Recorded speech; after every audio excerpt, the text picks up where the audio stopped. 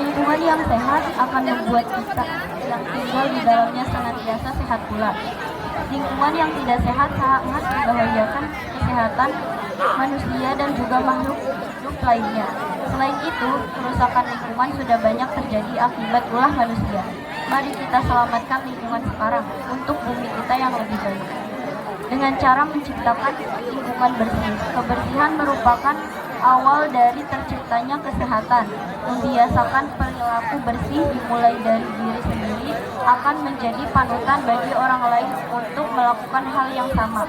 Dan penyelamatan lingkungan, perwujudan utama dari kepedulian adalah dengan tindakan menyelamatkan lingkungan, menanam pohon misalnya seperti ini.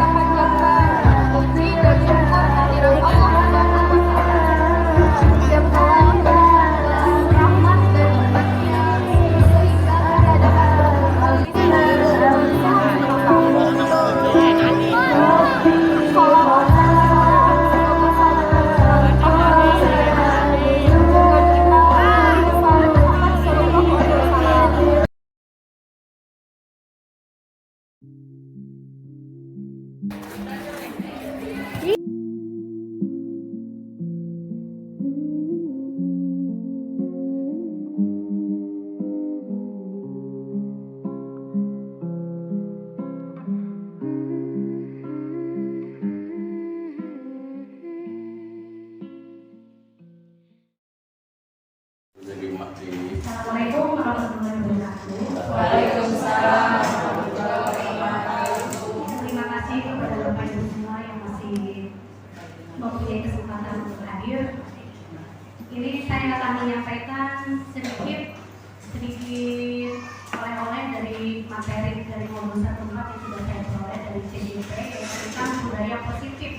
Budaya positif ini diharapkan bisa diciptakan oleh kita sebagai pengajar, sebagai pendidik. Budaya positif ini sejelas amat sangat berhubungan dengan penciptaan lingkungan belajar yang positif. Pertanyaan, kenapa dia melakukan seperti itu? Ya mungkin karena dia pengen nyobain makanan punya baby. Dia merasa lapar juga, udah makan punya sendiri masih lapar untuk memenuhi kebutuhan hidupnya, makanya dia ambil punya baby. Gitu. Itu maksud survival. Kemudian yang kedua ini ada belonging. Belonging itu artinya adanya rasa memiliki memiliki rasa nyaman. Mungkin dia merasa nyaman kalau makan punya Gaby dibandingkan sama punya dia sendiri. Gitu. Kemudian ini ada power kekuatan, kebiasaan. Mungkin karena dia punya kekuatan untuk memperlihatkan kekuasaan yang dia miliki, punya kepemimpinan yang dia miliki, makanya dia pengen akan punya Gaby dengan memperlihatkan kekuatan dia, saya bisa menggunakan punya mau. Kemudian mungkin di sini juga ada pan itu kesenangan, karena rasa senang melihat si Gaby mungkin jadinya manyun, jadinya menangis, dia merasa senang. Wah, senang melihat temannya begitu. Freedom itu kebebasan, dia merasa bebas melakukan apapun di masa saya. Nah, jadi ini sebetulnya kebutuhan dasar manusia adalah kebutuhan yang dimiliki oleh setiap anak. Ini bisa dijadikan dasar sebetulnya untuk guru BK, BK atau juga untuk wali kelas untuk memahami siswa kenapa dia melakukan seperti itu. Begitu. Kemudian selanjutnya ini ada posisi kontrol. Posisi kontrol yang dimiliki oleh setiap guru. Kita tidak menilai kita itu ada di mana, ya. Ini yang namanya posisi kontrol. Yang pertama ada sebagai penghukum. Ciri-cirinya menghakimi. Kalau anak berbuat salah, menghakimi, menunjuk-nunjuk, menyakiti, menyindir. Nah, itu ciri dari guru yang penghukum. Nah, ini biasanya anak-anaknya ada sesuatu, ada dendam akhirnya seperti itu. Dan kalau misalkan dia melakukan kesalahan, itu akan melakukan itu. Kemudian yang kedua ini ada pemberi rasa bersalah. Pemberi rasa bersalah yaitu melakukan berceramah, menunjukkan kekecewaan yang mendalam.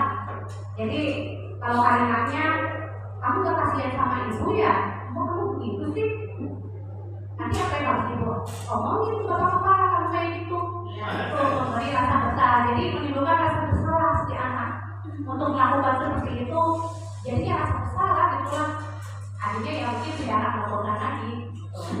Yang ketiga, teman sebagai teman. Nah, mungkin ini banyak ya, membuatkan alasan-alasan untuk murid-muridnya. Ya udahlah, ibu ngerti sama kamu, ya nanti ibu kasih alasan lah ke bapak kepala kalau harus gimana-gimana. Jadi melindungi lah, bersikap melindungi. Tapi sebetulnya di sini si anak juga cenderung nggak sadar dia sama kesalahannya. Gitu. Kemudian ada juga sebagai pemantau. Kalau pemantau di sini menghitung dan mengukur perbuatan siswa. Jadi melihat siswa itu perbuatannya emang sudah sesuai aturan atau belum, gitu. Makanya di sini siswa akan taat bila diawasi. Nah itu dan posisi guru pemantau itu seperti itu. Kemudian ini yang terakhir adalah manajer. Manajer itu mengajukan pertanyaan-pertanyaan, tapi tujuannya adalah untuk mengeluarkan langkah atau karakter. Jadi ketika dalam menyelesaikan sesuatu permasalahan tidak langsung menyalahkan saja, tapi didekati, ditanyakan apa sih yang sudah kamu lakukan, bagaimana sih, apa yang seharusnya harus kamu lakukan. Gitu. Jadi kalau manajer di sini seperti orang tua, seperti orang tua di rumah, jadi tidak langsung menyalahkan, tapi menanyakan dulu alasan yang dia lakukan kenapa seperti itu, kemudian mencari jalan keluarnya secara bersama-sama. Nah, mungkin ini adalah posisi kontrol dari bapak ibu guru. Jadi tinggal di ini aja, tinggal diposisikan mana posisi yang paling baik menurut bapak dan ibu guru. Kemudian di sini ada segitiga restitusi. Restitusi ini adalah suatu penyelesaian masalah, tapi bukan kita yang memberikan cara penyelesaiannya, tapi di sini adalah siswa sendiri yang pada akhirnya berpikir bagaimana cara untuk menyelesaikannya. Gitu. Siswa sendiri yang mencari jalan bagaimana untuk menyelesaikannya. Di segitiga restitusi ini ada 3 tahapan. Yang pertama, menstabilkan identitas. Jadi menstabilkan identitas. Jadi kalau misalkan ini biasanya dilakukan oleh guru BK ya, atau wali kelas. Anak yang mengalami permasalahan akan dipanggil ke BP atau ke guru. Nah, jadi jangan langsung kamu salah begini, kamu salah gitu, harusnya boleh kayak gitu. Nah, tapi coba tanyakan dulu, itu namanya tahap menstabilkan identitas. Tahap menstabilkan identitas, jadi tidak langsung menyalahkan, tapi bertanya dulu, apa alasan kamu tahu, apa alasan kamu dipanggil ke sini. Jadi si anaknya dulu yang menyadari kesalahan sendiri, seperti itu. Jadi nggak langsung kamu salahnya loncat tembok. Jadi si anak sendiri yang menyadari, oh ya saya bersalah seperti ini. Gitu. Kalimat yang diomongin biasanya setiap orang pasti pernah melakukan kesalahan. Kamu bukan satu-satunya yang pernah melakukan itu.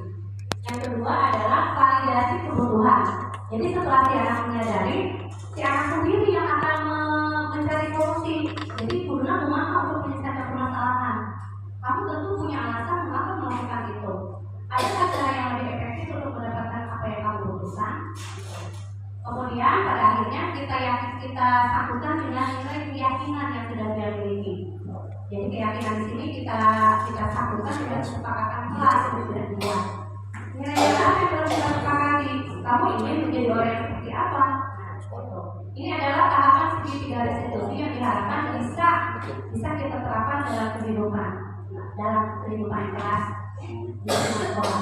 Nah, ini adalah budaya-budaya positif yang bisa dikembangkan di sekolah. Pada akhirnya nanti bisa menciptakan lingkungan positif di lingkungan belajar. Hanya itu yang bisa saya sampaikan. Terima kasih atas perhatiannya. Wabillahi taufiq wal hidayah. Assalamualaikum warahmatullahi wabarakatuh. Waalaikumsalam.